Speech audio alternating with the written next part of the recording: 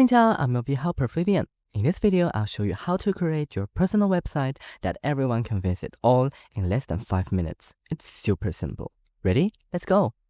First, head over to github.com and sign into your account. If you don't have one, just take a moment to sign up. It's quick and free.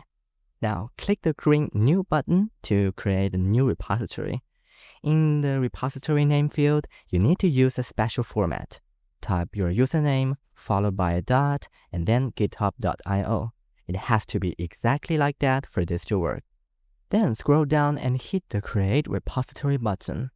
While that's being set up, go to your favorite AI website and ask it to generate some HTML code for you.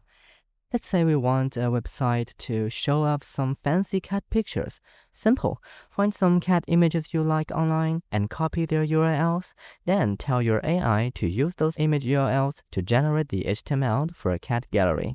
Once the AI is done, copy the code it gives you, go to any folder on your computer, create a new text file and paste the code inside. Save it and then rename that file to index.html. Now, double-click the index.html file to see how it works in your browser. You might notice a problem like an image is not showing up correctly. No worries, just go back and tell your AI to fix the code.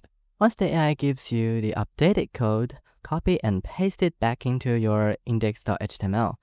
Right-click and open with Notepad, replacing the old stuff, save it, and check it again in your browser. There, the issue should be fixed.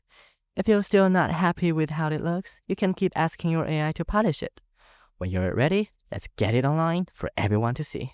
Go back to the GitHub repository you created, click on uploading an existing file, then drag and drop your index.html file right into your browser. Finally, just click Commit Changes, and you're done. Now, you can visit your username.github.io to see your site live. Just remember to replace your username with your actual GitHub username. Let's just use this. Copy that URL and paste it into your browser's address bar.